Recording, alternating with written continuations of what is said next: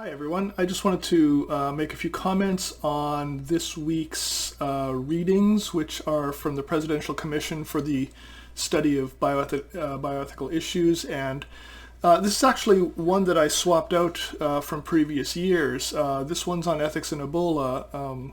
And I guess, it's probably obvious why I did. I mean, I think before I had a section on whole gene splicing and sequencing.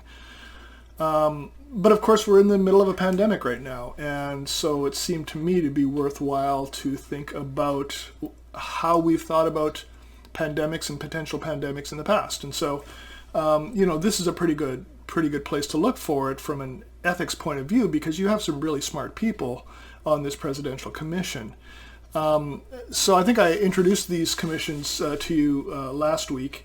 This is something that you can no longer find on the governmental site. When the previous administration took over, they took down just about everything they could that had been part of Obama's presidency.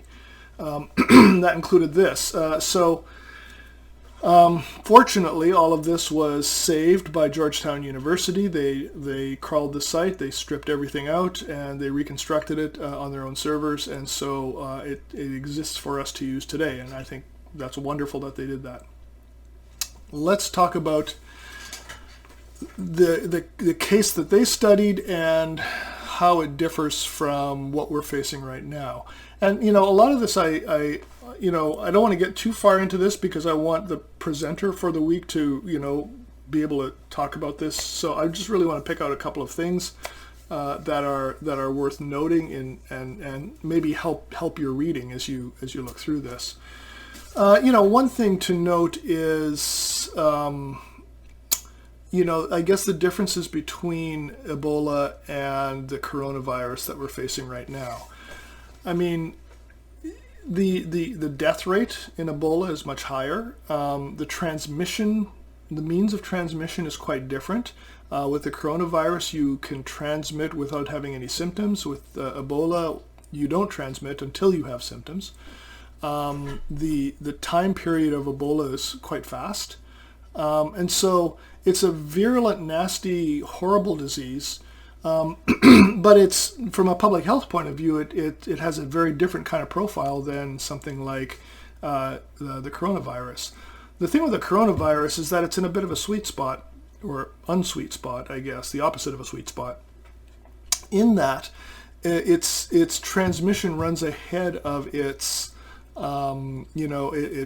manifesting of symptoms, and its death rate is low enough that it can kind of sustain itself within a population. I mean, if you think about it, if you have an illness that's so virulent that it just kills everyone it touches, it's going to have a hard time spreading, right? I mean, it's going to flame out pretty quickly. And so, Ebola is not quite that, but it's closer to that than what we have with coronavirus. And so in some ways, even though, Ebola is a disease, if you were to get Ebola, that would be a very, very serious thing. It's just a nasty, horrible disease. From a public health point of view, the coronavirus is perhaps the more serious threat, right? And it's turned out to be an extremely serious threat, killing, what are we at now, 2-3 million people in the world? Many, many millions have caught it, and those who have not died, some of them have had serious long-term health effects. There's just a whole list of really difficult things. This is nothing to be trifled with. And so, it's interesting looking at the recommendations of the Biomedical or Bioethical Issues Commission, and think about if they were operating today, how would their recommendations differ, okay? So, I sent you to this site, and, the thing to do with these sites is just to kind of click through everything that you have here available, and so you can see a webinar if you want, you can see some press releases, there's media coverage of various sorts, and, excuse me, and there's blog coverage and all of those sorts of things. And so, probably the main document to look at is this report that they produced that was submitted to the president. And from the point of view of our course, knowledge, responsibility, and society, where we're thinking about the structures of the social structures we live in, the ethical questions that arise within those structures, and the questions around knowledge, right? Again, I find it interesting to compare, what they were facing with Ebola to what we're facing now. It seems to me the questions around knowledge especially are very different questions, right? I mean, with Ebola, it's pretty easy to know whether somebody has it. It's pretty easy to know what can be done about it. Once somebody has it, it's pretty easy to know what should be done with them. Quarantining, clearly, it's highly infectious. What's interesting is that narrows the question of what we know and what we don't know, right? And certainly compared to the coronavirus, there's a whole lot more with the coronavirus that we don't know. And it's not just because it's such a recent phenomenon. It's partly because we don't know who the super spreaders are, right? If we could, right now the vaccines are being targeted at vulnerable populations, which is fine, but in a certain sense, that's tackling the problem at one end of the spectrum. And the more effective end, if we had the knowledge, would be to go after the super spreaders and vaccinate them first, right? You cut that down, and then you cut down a whole lot of the spread, the vectors within society.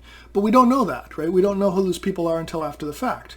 And so we can't really do that. And so instead what we have to do is this more defensive move of vaccinating vulnerable populations. Now, that raises the question of what, what counts as a vulnerable population. I mean, in some sense, we all are. Do we know who really is vulnerable? Well, we have some demographic information, right? I mean, there are conditions that seem to, make it worse if you have it. But we also have lots of evidence that people who have none of those conditions have suffered very badly and indeed died from it in some cases. And so, in other words, there's no guarantee. In other words, we don't have knowledge in the sense of we know exactly what's going to happen. And in the medical world, we rarely have that. So what that means is we've got two different ways of thinking about how to tackle this, even after we've already ruled out that we're going to go after super spreaders, since we don't know who they are. And that is go after vulnerable populations first, or try to get enough people vaccinated so that the number of vectors of the disease in society start going down. Okay, and so one of those means targeting people. The other one means just getting as much done, just flat out getting as many people vaccinated as you possibly can. Those are not incompatible positions, but they're not the same position, right? So we see, for example, in the coronavirus with, the mandates to first vaccinate first responders, to vaccinate, people over 75 it was first, and then it was 65, people with particular conditions.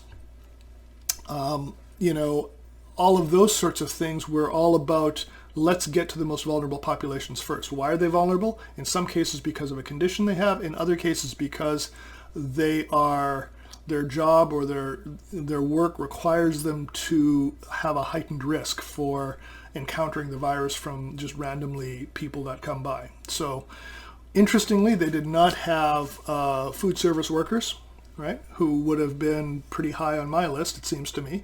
And so there's a kind of a moral decision being made. In Florida here, we had a moral decision being made among educators. So early on, the government said, we want to vaccinate, kindergarten to grade 12 teachers. University teachers, no. Okay? So, it raises the question, what's the difference between those? What's the rationale for doing one population and not the other? Presumably, they're both in front of classes. Okay? Now, of course, a lot of us are still online. Have to factor that in. But is the K-12 person more vulnerable than the university professor? I don't know. And I honestly don't know. I mean, I'm not just saying I don't know. I honestly don't know what the research actually says about that.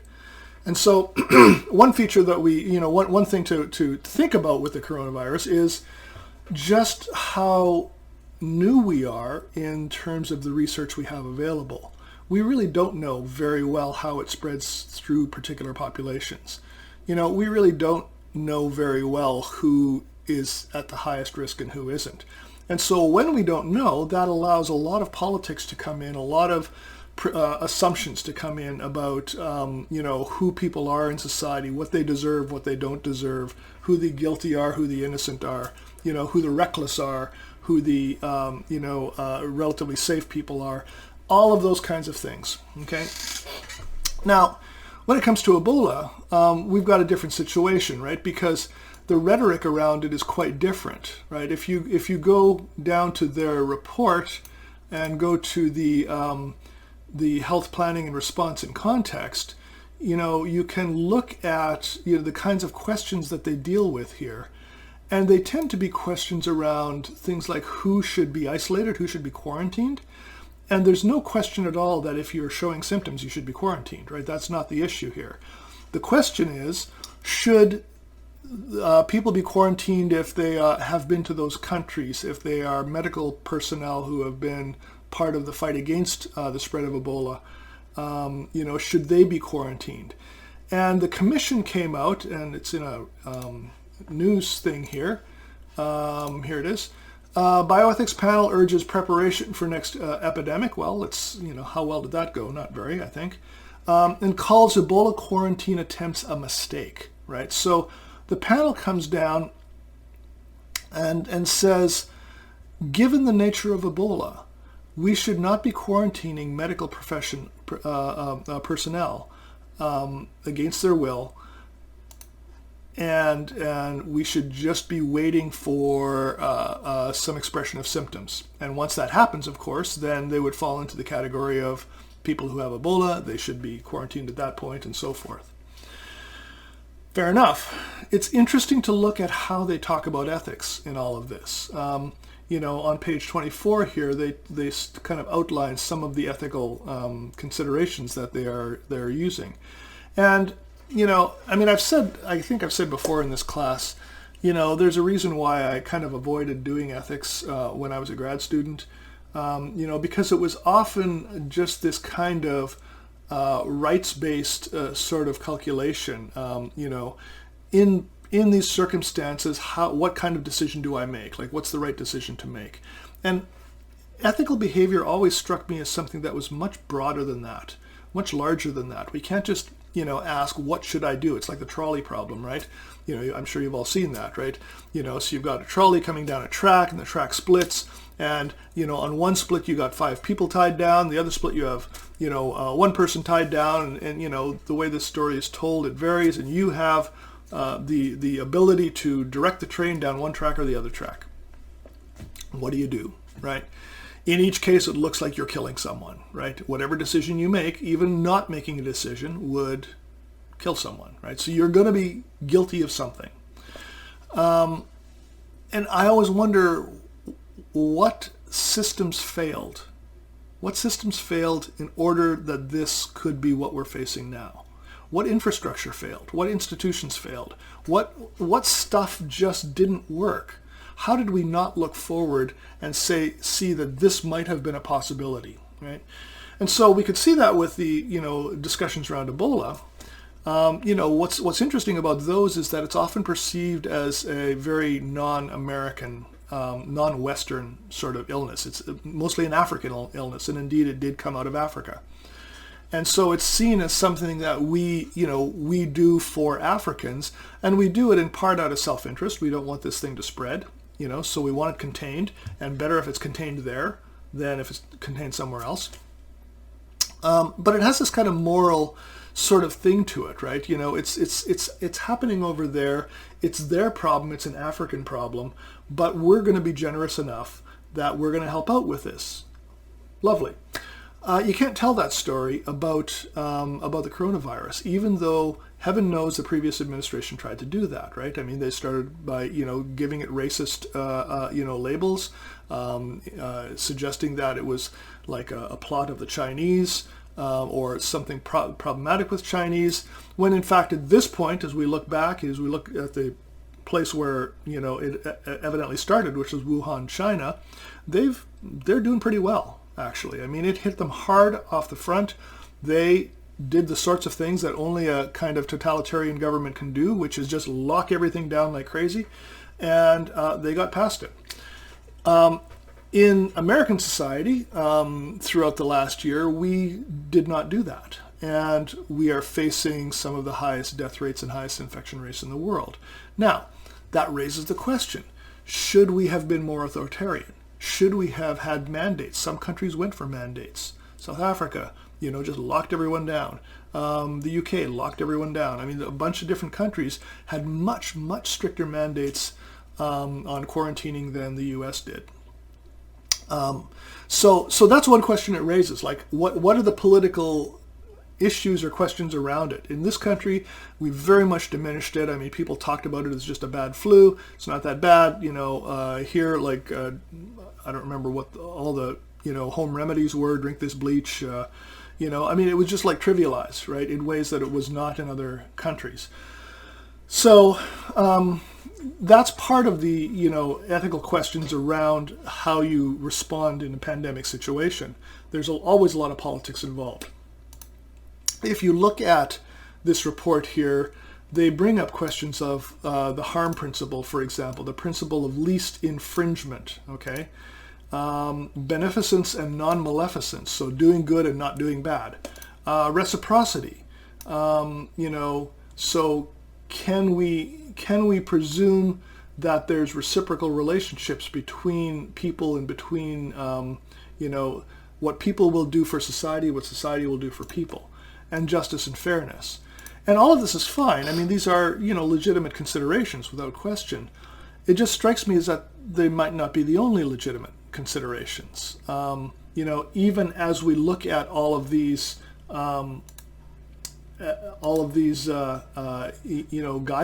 or kind of ethical considerations, we may still be leaving out the questions around how do we come together as a society to meet this threat. Right? We are in no position in the United States to come together at all right now. We're so divided that, I think if, somebody proposed something, no matter how, banal and basic, there would be those who would argue against it just because of who proposed it in the first place, right? The current Republicans in Congress seem to be willing to go against absolutely everything proposed by this government in order to try and make it fail. And this is not something I'm making up. I mean, this is an explicit thing that they will say, we are going to make this government fail. And so that's not a situation in which we can come together. We sometimes think about, how the U.S. Operated during the Second World War, for example. And the story we tell after the fact is a story of everyone coming together to meet an overwhelming threat, everyone pitching in, everyone doing what needs to be done, skimping and saving, all of that stuff. It was a mass effort that everyone pitched in on. If you were actually there at the time, my guess is you would find that it's far cry from that kind of unified response to it all. And so we're in the middle of something, and the story of this moment will be told down the line. If we conquer it, if we conquer the and I'm using wartime metaphors here because I just used a wartime example, but if we conquer this, we will tell the same kind of story as we told about the Second World War. That is, ultimately we came together. Maybe we had our hiccups off the top, but ultimately we came together. That's all about narrative, and so the question is, how do we act now so as to actually make that narrative a justifiable thing, to make it real? So anyway, those are just a few thoughts on the, the relationship between the discussion of the Ebola crisis and the coronavirus. there's a lot more in this report. It's all these reports are pretty well written. Some of the ethical considerations have to do with research and things of that nature. Always, very important to look at as well. So, that's just a few thoughts off the top that we can, can work with to think about just how any of this might relate to where we are now. The kind of amusing thing for me, I guess, is always going back to this, very first statement: bioethics panel urges preparation for next epidemic. And it just seems like we failed that utterly, right? Completely and utterly failed that injunction. And what would it take for this country to actually prepare for the next one? Because there will be a next one. So anyway, that's some just initial thoughts, and I look forward to what you have to say about this in the discussion area. So thanks very much, everyone.